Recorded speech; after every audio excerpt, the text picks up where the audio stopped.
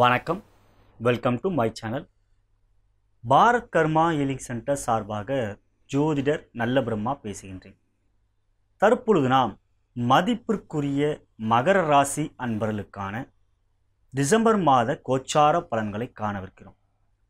அன்புள்ள மகர ராசி அன்பர்களே, உங்களை பொறுத்தவரை எப்பொழுதும் எந்த ஒரு செயலையும் நிதானமாக செயல்படக்கூடியவர்கள், அதே சமயம் புத்திசாலித்தனமாக செயல்படுவீர்கள். உழைக்கும் வர்க்கத்தின் ஆதரவு பெற்றவர்கள் நீங்கள். எப்பொழுதும் உங்களுடைய சக ஊழியர்கள் உங்களிடம் அன்பாகவும் மதிப்பாகவும் மரியாதையாகவும் நடந்து கொள்வார்கள். அதையே தான் நீங்களும் எதிர்பார்ப்பீர்கள். இந்த டிசம்பர் மாதத்தை பொறுத்தவரை உங்களுக்கு எவ்வாறு இருக்கு என்று பார்க்கின்ற பொழுது, மகர ராசியில் பிறந்த உங்களுக்கு ராசியாதிபதி சனீஸ்வர பகவான் உத்திராட நட்சத்திரம் 2ஆம் பாதம் 3ஆம் பாதம் 4ஆம் பாதமும், திருவோண நட்சத்திரம் 4 பாதமும், அவிட்ட நட்சத்திரம் 1ஆம் பாதமும் 2ஆம் பாதமும் உள்ளடக்கியதே மகர ராசி. உங்களுடைய ராசிக்கு யோகக்காரகன் யார் என்று பார்க்கின்ற பொழுது, முதன்மையான யோகக்காரகன் 5ஆம் இடத்திற்கும் 10ஆம் இடத்திற்கும் அதிபதியான சுக்கிர பகவான், ஒரு கோணத்திற்கும் ஒரு கேந்திரத்திற்கும் அதிபதி. அதற்கு அடுத்தபடியாக பார்க்கின்ற பொழுது 6ஆம் இடத்திற்கும் 9ஆம் இடத்திற்கும் அதிபதியாக வருகின்ற புதன் பகவான் 2வது யோகக்காரகன். உங்களுடைய ஜனன ஜாதகத்திலே சுக்கிரனும் புதனும் தொடர்பு கொண்டாலோ சேர்ந்திருந்தாலோ மிக மிக யோக பலன்களை பெறுவீர்கள். இந்த டிசம்பர் மாதமாகப்பட்டது எப்படி இருக்கு என்று பார்க்கின்ற பொழுது, 2018ஆம் ஆண்டு கடைசி மாதமாகவே வருகின்ற டிசம்பர் மாதம் உங்களுக்கு பல்வேறு விதமான நற்பலன்களையும் யோகத்தையும் கொடுக்கப் போகிறது. உங்களுடைய ராசிநாதன் 12ஆம் இடத்தில் இருக்கிறாரே, 7.5 சனி நடந்து கொண்டிருக்கிறே என்று அச்சப்பட வேண்டியது இல்லை. ஏனென்றால் தற்பொழுது இந்த டிசம்பர் மாதத்தை பொறுத்தவரை சனீஸ்வர பகவான் பயணம் செய்கின்ற நட்சத்திரம் பூராட நட்சத்திரம், அது சுக்கிரனுடைய நட்சத்திரம். எனவே உங்களுக்கு சனீஸ்வரால் பெரிய அளவிலே கெடுபலன்கள் ஏதும் ஏற்படாத வகையிலே இருக்கும். நாம் இந்த டிசம்பர் மாதத்தை 3 விதமான பலன்களாக காணவிருக்கின்றோம். முதலாவதாக கிரக சஞ்சார நிலைகள், அதற்கு அடுத்தபடியாக துறை ரீதியான பலன்கள், இறுதியாக சந்திராஷ்டம நாட்கள் எவை, அவை எவ்வாறு இருக்கும் என்பதையும் எடுத்து கூற இருக்கின்றேன். முதலாவதாக கிரக சஞ்சார நிலைகளிலே ஆண்டுக்கோள்கள். ஆண்டுக்கோள்களிலே ஒரு ராசியிலே 2.5 வருடங்கள் இருக்கக்கூடியவர் சனீஸ்வர பகவான், உங்களுடைய ராசியாதிபதி. தற்பொழுது 12ஆம் இடத்தில் விரய சனியாக 7.5 சனியிலே இருக்கிறாரே என்று பார்க்கின்ற பொழுது, அவர் சூட்சமமாக இந்த மாதத்தை பொறுத்தவரை மிக அற்புதமாக பலம் பெறுகிறார். எப்படி எனில், சனீஸ்வர பகவான் இருக்கின்ற வீடாகப்பட்டது குருவோடைய வீடு, நவகிரகங்களிலே முழு சுவர். மேலும் அவர் இருக்கின்ற நட்சத்திரமாகப்பட்டது பூராட நட்சத்திரம், உங்களுடைய ராசியாதிபதியான சுக்கிர பகவான். ஒரு சேர முழு சுபரான குருவோடைய வீட்டிலும் முக்கால் சுபரான சுக்கராச்சாரியோட நட்சத்திரத்திலும் பயணம் செய்கின்ற சனீஸ்வர பகவான் மிக அற்புதமான நற்பலன்களைத்தான், விரயமாக இருந்தாலும் அதை சுபவரியமாக எதிர்காலத்துக்கு உதவிதரமாக இருக்கின்ற வகையிலே அமையும். இங்கு சூட்சும பரிவர்த்தனை ஒன்று நடக்கிறது. சுக்கிரனுடைய நட்சத்திரத்தில் சனீஸ்வரரும், சனியுடைய உச்ச வீடான துலாமில் தன்னுடைய சொந்த வீட்டில் சுக்கிரன் ஆட்சியாக இருப்பது மிக நல்ல யோக பலன்களை கொடுக்கக்கூடிய அமைப்பாகும். ஆண்டுக்கோளிலே 2 வருடங்கள் இருக்கக்கூடிய சனீஸ்வர பகவான் பார்வைகள் என்று பார்க்கின்ற பொழுது 3, 7 மற்றும் 10. 3ஆம் பார்வையாக உங்களோட ராசிக்கு 2ஆம் இடம் என்கின்ற கும்பத்தை, தன்னுடைய மற்றொரு வீடை பார்க்கிறார். எனவே குடும்பத்தில் சிறு சிறு மன சஞ்சலங்கள் வந்தாலும் ஒற்றுமை குறையாமல் இருக்கும். எல்லாவற்றையும் சமாளிக்கக்கூடிய ஆற்றல் படைத்தவர்களே மகர ராசி. எனவே இவையெல்லாம் எளிதாக சமாளிப்பீர்கள், சிறு சிறு பிரச்சனைகளை, தடங்கல்கள் எல்லாம். மேலும் 2ஆம் இடம் என்பது தனஸ்தானம், குடும்பஸ்தானம், வாக்குஸ்தானம், கல்விஸ்தானம். தனவருவாகப்பட்டது திருப்திகரமாகவே இருக்கும். மேலும் 7ஆம் பார்வையாக உங்களுடைய ராசிக்கு 6ஆம் இடமான தன்னுடைய நண்பனின் வீடான மிதுனத்தை பார்க்கிறார். பொதுவாக தன்னுடைய நண்பனின் வீடை பார்க்கின்ற ஒரு கிரகம் அந்த வீடை பலப்படுத்தின ஒழிய பாதகம் செய்யாது. அவற்றின் அடிப்படையிலே போட்டி பொறாமைகள் உங்களுடைய துறைகளே இருந்தாலும், மறைமுக எதிரிகளின் தொல்லைகள் இருந்தாலும் அவற்றையெல்லாம் சமாளிப்பீர்கள், அவற்றையெல்லாம் வெற்றி கொள்வீர்கள். உடல்நலத்திலே சற்று பிரச்சனைகள் இருந்தாலும் அவையெல்லாம் பெரிய அளவிலே பாதிப்புகள் இல்லாத வண்ணம் இருக்கும். இறுதி பார்வையாக 10ஆம் பார்வையாக உங்களுடைய ராசிக்கு 9ஆம் இடத்தை பார்க்கிறார். அது புதனுடைய மற்றொரு வீடான கன்னி. எனவே 9ஆம் இடம் என்ற பாக்கியஸ்தானத்தை ராசியாதிபதி பார்வை செய்வது ஒரு வகையிலே நிம்மதியும் நன்மையும் செய்யக்கூடிய அமைப்பாகும். ஆண்டுக்கோள்களிலே அதற்கு அடுத்தபடியாக ராகு கேது. ராகுவாகப்பட்டவர் உங்களுடைய ராசிக்கு 7ஆம் இடத்திலும் கேதுவாகப்பட்டவர் உங்களுடைய ராசியிலும் இருப்பது மனதிலே சில குழப்பங்களை கொடுக்கும். எவை செய்யலாம் எவை செய்யக்கூடாது என்பதை அறியாத வண்ணம் உணர்ச்சி வசப்பட்டு அவசரகதியாக சில செயல்களை செய்து அவற்றினால் அல்லல் படக்கூடிய ஒரு நிலையாகவே இந்த ராகு கேது உங்களுக்கு செய்வார்கள். இருப்பினும் ராகுவால் சில வரப்போகின்ற பிரச்சனைகளை தவிர்க்கக்கூடிய வகையிலே குரு பார்வை ராகுவின் மீது பதிகின்றது ஒரு வகையிலே நன்மை. கேதுவுக்கு பரிகாரமாக தினந்தோறும் கணபதியை வணங்குவதும் சங்கடஹர சதுர்த்தி அன்று கணபதிக்கு நடைபெறுகின்ற அபிஷேகத்தில் கலந்து கொள்வதும் அவருக்கு அர்ச்சனை செய்வதும் நல்ல ஒரு மாற்றத்தை கேதுவாலும் உங்களுக்கு ஏற்படும். இறை நாட்டத்தை அதிகப்படுத்தி அவற்றின் மூலம் உங்களை பலம் பெற வைப்பார். ராகு கேது பயிற்சியாகப்பட்டது மிக விரைவில் உங்களுக்கு நல்ல இடத்துக்கு வருகின்ற அமைப்பில் அதற்குரிய அறிகுறி தற்பொழுதே தெரிய ஆரம்பிக்கும். எனவே ராகு கேது இனி அவ்வாறு பெரிய அளவிலே கெடுபலர்கள் செய்யாமல் நிலையில் இருப்பார். இறுதியாக பார்க்கின்ற பொழுது குரு பகவான் ஒரு ராசியிலேயே 1 வருடங்கள் இருக்கக்கூடிய குரு பகவான் தற்பொழுது 11ஆம் இடத்திலே மிக அற்புதமாக பலமாக, அதுவும் குறிப்பாக இந்த மாதத்தில் குருவும் புதனும் சேர்க்கை பெறுகின்ற அற்புதமான யோகமான மாதமாகவே இந்த டிசம்பர் மாதம் இருக்கும். நான் ஏற்கனவே கூறியவாறு புதன் உங்களுக்கு யோகக்காரன்.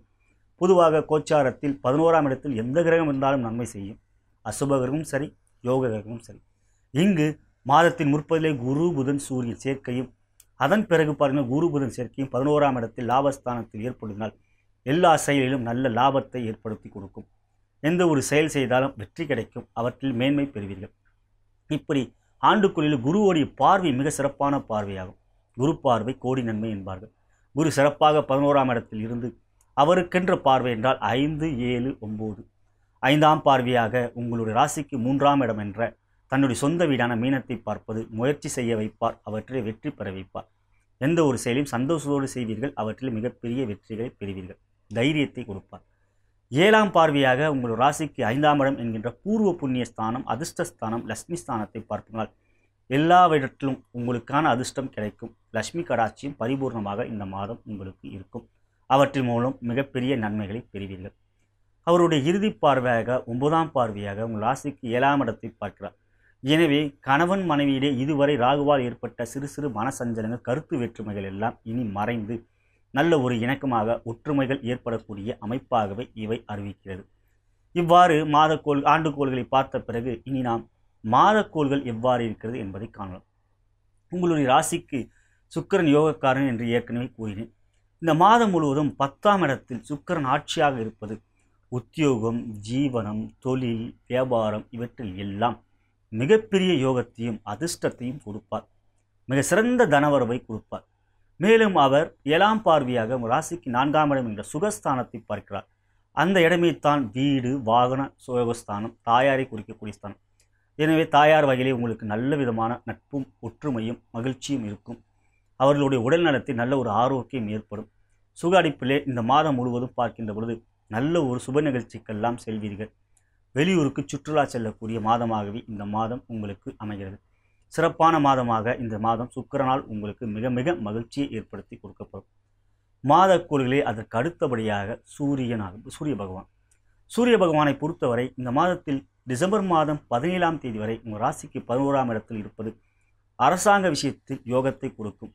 வழக்கு சம்பந்தப்பட்ட பிரச்சனைகள் இருந்தால் அவற்றை எல்லாம் வெற்றி பெறுவீர்கள். டிசம்பர் மாதம் 17ஆம் தேதிக்கு பிறகு அவர் உங்கள் ராசிக்கு 12ஆம் இடத்துக்கு வருகிறார். மேலும் உங்களுடைய மகர ராசிக்கு 8ஆம் இடத்துக்குரியவர் தான் சூரிய பகவான். அப்படிப்பட்டவர் 12ஆம் இடத்துக்கு வருவது விபரீத ராஜயோகம் என்கின்ற அடிப்படை வருகிறது. 8க்குரியவன் 6லோ 12லோ இருந்தால் விபரீத ராஜயோகம். இருப்பினும் அவர் சனியோடு சேர்க்கை பெறுகிறார். சூரியனும் சனியும் சேர்க்கை பெற்றால் சில மனக்குழப்பங்களை கொடுப்பார். சூரியன் என்பவருக்கு ஜென்ம பகைதான் சனி. எனவே எந்த ஒரு செயல் செய்கின்ற பொழுது சற்று எச்சரிக்கையாக இருக்க வேண்டும். மாதத்தின் பிற்பகுதியிலே கவனமாக எந்த ஒரு விஷயத்திலும் செயல்பட வேண்டும். வாகனம் ஓட்டும் பொழுது எச்சரிக்கையாக செல்ல வேண்டும். மேலும் அலைபேசியிலே சென்று பேசிக்கொண்டே வாகனம் ஓட்டுவதை தவிர்க்க வேண்டும். நெருப்பு சம்பந்தப்பட்ட விஷயத்தில் சற்று எச்சரிக்கையாக கையாள வேண்டும். மின்சாரத்துறையில் இருப்பது சற்று எச்சரிக்கையாக இருக்கட்டும். இவையெல்லாம் பொது பலன்கள் தான். உங்களுடைய ஜாதகத்தின் மூலமாகத்தான் முழுமையாக மற்றபடியான பலன்களை தெரிந்து கொள்ள முடியும். மாதக்கோள்களிலே அதற்கு அடுத்தபடியாக புதன் பகவான் யோகாதிபதி. அப்படிப்பட்டவர் மிக அற்புதமாக 11ஆம் இடத்தில் மாதம் முழுவதும் இருக்கிறார். மிக மிக லாபத்தையும் யோகத்தையும் பெறக்கூடிய அமைப்பைத்தான் புதன் பெறுவார். மேலும் அவரை மேலும் பலப்படுத்த மகாவிஷ்ணுவை வணங்குகின்ற பட்சத்தில் மிக மிக யோகத்தை எல்லாம் நீங்கள் பெறுவீர்கள். இறுதியாக மாதக்கோள்களிலே செவ்வாய் பகவான் டிசம்பர் மாதம் 23ஆம் தேதி வரை உங்களுடைய ராசிக்கு 2ஆம் இடத்தில் இருக்கிறார், வாக்குஸ்தானம். எனவே வார்த்தைகளை கவனமாக கையாள வேண்டும். எளிதில் உணர்ச்சி வசப்பட்டு கோபதாபங்களை கொண்டு விடாதீர்கள். அவற்றினால் மன வேறுபாடுதான் ஏற்படும், மன ஒற்றுமை குறையும். எனவே குடும்ப விஷயத்தில் நீங்கள் தேவையில்லாமல் வாக்குவாதம் செய்யாமல் சற்று அமைதியாக இருப்பதே எல்லாவிதமான பிரச்சனைக்கும் மருந்தாக இருக்கிறது. டிசம்பர் மாதம் 23ஆம் தேதி முதல் உங்கள் ராசிக்கு 3ஆம் இடத்துக்கு வருகின்ற செவ்வாய் பகவான் மிகப்பெரிய வெற்றி எல்லாம் பல சாதனையெல்லாம் செய்யக்கூடிய அமைப்பைத்தான் ஏற்படுத்தி கொடுப்பார். இவையெல்லாம் சிறப்பாக கோள்கள் ரீதியாக பார்க்கின்ற பொழுது இந்த மாதம் உங்களுக்கு அமைகிறது. நட்சத்திரத்தின் அடிப்படையிலே பார்க்கின்ற பொழுது உத்திராடம், திருவோணம், அவிட்டம் இவையெல்லாம் சில ஆண்டுகள் மட்டுமே நடக்கக்கூடிய திசைகள். குறிப்பாக உத்திராட நட்சத்திரத்தில் பிறந்தவர்களுக்கு பிறப்பு தசையே சூரிய தசை. உங்களுக்கு மத்தியம வயதிலே ராகு தசை நடக்கும். அத்தகைய ராகு தசையிலே 20லிருந்து 40, 50 வயதுக்குள்ளவர்களுக்கு ராகு தசை நடக்கும். அத்தகைய ராகு தசை 18 வருடங்கள் நடக்கக்கூடிய தசை. ஆகையால் ராகுவாகப்பட்டவர் சிறப்பாக ஜனன ஜாதகத்தின் அடிப்படையில் இருந்துவிட்டாலோ அல்லது குருவாகப்பட்டவர் குரு தசையிலே நல்லபடியாக ஜனன ஜாதகத்தின் அடிப்படையில் இருந்துவிட்டால் ராகு தசையும் குரு தசையும் உங்களுக்கு மிகப்பெரிய யோகத்தை எல்லாம் கொடுக்கும். அதற்கு அடுத்தபடியாக திருவோண நட்சத்திரம், சந்திரனுடைய நட்சத்திரம். உங்களுடைய பிறப்பு தசை சந்திர தசை. உங்களுக்கு 20லிருந்து 40 என்று பார்க்கும்போது அதிக ஆண்டுகள் ராகு தசை நடக்கும். அதன் பிறகு குரு தசை. இவையெல்லாம் உங்களுடைய ஜாதகத்தின் அடிப்படையில் லக்னத்தின் அடிப்படையில் சிறப்பாக இருந்தால் நீண்ட ஆண்டுகள் நடக்கக்கூடிய திசைகள் மிக சிறப்பான யோகத்தை எல்லாம் உங்களுக்கு கொடுக்கும். இறுதியாக அவிட்ட நட்சத்திரத்தில் பிறந்தவர்களுக்கு மத்தியம வயதிலே குரு தசை நடக்கும். 20லிருந்து 40 வயதிலே. அந்த வயதாகப்பட்டது மிக முக்கியமான காலகட்டங்கள், இளமை பருவம். மத்தியம வயதிலே சனி தசை உங்களுக்கு நடக்கும். இவையெல்லாம் சிறப்பான அமைப்பில் இருந்துவிட்டால் மிகப்பெரிய ராஜயோகம் எல்லாம் செய்யக்கூடிய அமைப்பை உங்களுக்கு கொடுப்பார்கள். ஆகையால் தான் மகர ராசியில் பிறந்தவர்களோ மகர லக்னத்தில் பிறந்தவர்களோ மிகப்பெரிய தொழிலதிபர்களாக பல பேரை ஊழியர்களை வைத்து தொழிலாளர்களை வைத்து வேலை வாங்கக்கூடிய யோக அமைப்பை பெற்றவர்களாக இருக்கிறார்கள். நிர்வாக திறமை எப்பொழுதுமே உங்களிடம் இயற்கையாகவே இருக்கும். இனி நாம் துறை ரீதியான பலன்களை காணலாம். முதலில் வியாபாரி அன்பர்களே லாபஸ்தானத்தில் குருவும் புதனும் இருப்பதும் 10ஆம் இடம் என்ற தொழில் ஸ்தானத்தில் சுக்கிரன் ஆட்சியாக இருப்பதும் மிகப்பெரிய யோகத்தையும் பல வெற்றிகளை குறைக்கக்கூடிய அமைப்பையும் புதிய சாதனைகளை படைக்கக்கூடிய அமைப்பிலும் வியாபாரத்தில் நீங்கள் செய்வீர்கள். உங்களுடைய தொழிலாளர்கள் உங்களிடம் உண்மையாக, ஊழியர்கள் உங்களிடம் உண்மையாக உழைத்து நல்ல லாபத்தை ஏற்படுத்தி கொடுப்பார்கள். யோகமான மாதமாக இந்த டிசம்பர் மாதம் உங்களுக்கு இருக்கிறது. பங்கு தொழில் செய்வதாக இருந்தால் அவற்றில் எல்லாம் எந்த விதமான பிரச்சனையும் இல்லை. ஆனால் வார்த்தைகளை கோபத்தை குறைத்து அன்பை காட்டுவதன் மூலம் மிகப்பெரிய சாதனையெல்லாம் இந்த மாதத்தில் நீங்கள் புரிவீர்கள். இனி நாம் உத்தியோகஸ்தர்களுக்கு என்று பார்க்கின்ற பொழுது முதலில் நான் ஐடி துறையை சேர்ந்த அன்பர்களுக்கு உங்களை பொறுத்தவரை இந்த மாதம் அற்புதமான வெற்றிகளை பெறக்கூடிய மாதம். செய்கின்ற முயற்சிக்கெல்லாம் வெற்றிகள் கிடைக்கும். மேல் அதிகாரிகள், சக ஊழியர்கள் உங்களிடம் அன்பாகவும் உங்களிடம் அனுசரணையாகவும் இருப்பார்கள். நல்ல ஒத்துழைப்பு கொடுப்பார்கள். எனவே இந்த மாதத்தை பொறுத்தவரை உங்களுக்கு எல்லா விதமான யோகத்தையும் பெறக்கூடிய மாதம் என்றாலும் 7.5 சனி நடந்து கொண்டிருப்பதனால் சனி பகவானை வழிபட்டு வருவது நல்லது. அனுமன் சாலிசாவை படிப்பதோ அல்லது சனிக்கிழமை தோறும் சிவ ஆலயம் சென்று சனீஸ்வரருக்கு எல்விளக்கு ஏற்றுவதோ சிறந்த பரிகாரமாக எடுத்துக்கொள்ளலாம். பொதுவாக மகர ராசியில் பிறந்தவருக்கு 7.5 சனி பெரிய அளவிலே கெடுபலங்கள் கொடுக்காது என்றாலும் இவற்றை செய்து வருவது, இந்த எளிய இறை வழிபாடு செய்து வருவது நல்லது. இனி நாம் ஐடி துறையை சேர்ந்த அன்பர்களுக்கு என்று பார்க்கின்ற பொழுது ராசியிலே கேதுவும் 7லே ராகுவும் இருந்து உங்களுடைய வேலையிலே கடின உழைப்பை கொடுக்கக்கூடிய மன சஞ்சலங்கள், அதாவது மன இரக்கத்தை கொடுக்கக்கூடிய அமைப்பை கொடுத்து வந்தார்கள். இனி அவ்வாறு இந்த மாதத்தில் இருக்காது. 10ஆம் இடத்தில் சுக்கிரன் ஆட்சியாக இருப்பதும் 11லே குரு புதன் இருப்பதும் குருவால் ராகு பார்க்கப்படுவதும் மிக சிறந்த யோகத்தையும் வெற்றியும் கொடுக்கக்கூடிய மாதமாகவும், சுற்றுலா செல்லக்கூடிய மாதமாகவும், வெளியூர் பயணம் செல்லக்கூடிய மாதமாகவும், மேலும் வெளியூருக்கோ இடமாற்றம் ஏற்பட அல்லது அயல்நாட்டுக்கு செல்லக்கூடிய விருப்பம் உள்ளது அதற்கான வாய்ப்பு கிடைக்க, அதுவும் இடமாற்றம் என்றால் சிறப்பான இடமாற்றமாக, யோகமான இடமாற்றமாகவே இந்த மாதம் உங்களுக்கு அமையும். உடல் நலத்தில் மட்டும் சற்று எச்சரிக்கையாக இருங்கள். இனி நாம் பெண்களுக்கான பலன்கள் என்று பார்க்கின்ற பொழுது முதலில் திருமணமான பெண்களுக்கு எவ்வாறு இருக்கிறது என்று காணலாம். 2ஆம் இடம் என்கின்ற குடும்பஸ்தானத்தில் செவ்வாய் இருக்கிறார். பொதுவாக செவ்வாயும் சனியும் சேர்க்கை பெற்றாலோ, செவ்வாயோட வீட்டில் சனி இருந்தாலோ, சனியோட வீட்டில் செவ்வாய் இருந்தாலோ எப்பொழுதும் கெடுபலங்களும் யுத்தங்களும் செய்வார்கள். இந்த மாதத்தை பொறுத்தவரை 2ஆம் இடத்தில் செவ்வாய் இருப்பது சிறு சிறு மனசஞ்சலங்கள், சண்டைகள் ஏற்படலாம். மற்றபடி ஆண்டுக்கோள்களும் மாதக்கோள்களும் என்று பார்க்கின்ற பொழுது ஆண்டுக்கொள்கையிலே குரு மிக சிறப்பாக இருக்கிறார். மாதக்கொள்கையிலே சுக்கிரன் மற்றும் புதன் மிக மிக அற்புதமாக இருக்கிறார்கள். இவையெல்லாம் உங்களுக்கு சிறப்பான இந்த மாதமாகவே இந்த மாதம் இருக்கிறது என்பதை தெரிவிக்கிறது. என்றாலும் கோபத்தை குறைத்து கொண்டு நிதானமாக எந்த ஒரு சொல்லையும் சொல்வதன் மூலம் பெரிய பிரச்சனை இல்லாத வண்ணம் இந்த மாதம் உங்களுக்கு இருக்கும். குழந்தை பேர் இல்லாதவர்களுக்கு அதற்குரிய நற்செய்தி கிடைக்கக்கூடிய மாதமாகவே இந்த மாதம் இருக்கும். ஏனென்றால் புத்திரஸ்தானம் என்கிற 5ஆம் இடத்தை குரு பார்வை செய்வதும் புதன் பார்வை செய்வதும், மேலும் சுக்கிர பகவான் அவர்தான் புத்திரஸ்தானாதிபதி, அவர் ஆட்சியாக 10ஆம் இடத்தில் இருப்பதும் நற்செய்திகள் கிடைக்கக்கூடிய மாதமாகவே இருக்கும். மேலும் புத்திரர்கள் உள்ளவர்களுக்கு அவர்களால் உங்களுக்கு நற்பெயர் கிடைக்கும். நல்ல சாதனைகளை உங்களுடைய குழந்தைகள் செய்வார்கள். நீங்கள் வேலை பார்ப்பவர், உத்தியோகம் பார்ப்பவர் அல்லது தொழில் செய்பவராக இருந்தால் அவற்றிலெல்லாம் மிகப்பெரிய லாபத்தையும் மிகப்பெரிய வெற்றியும் பெறக்கூடிய மாதமே இந்த டிசம்பர் மாதம். இனி நாம் திருமணமாகாத பெண்கள் என்று பார்க்கின்ற பொழுது குரு பலன் அற்புதமாக இருக்கிறது 11ஆம் இடத்தில். மேலும் கலத்திர காரகன் என்று அழைக்கப்படுகின்ற சுக்கிர பகவான் ஆட்சியாக இருப்பதனால் இந்த மாதம் திருமணத்துக்கான முயற்சிகள் எடுத்தீர்கள் என்றால் தை மாதத்திலே அதற்குரிய கைகூடக்கூடிய திருமண சுபகாரியங்கள் ஏற்படக்கூடிய ஒரு யோக நிலையாகவே இந்த மாதம் உங்களுக்கு இருக்கும்.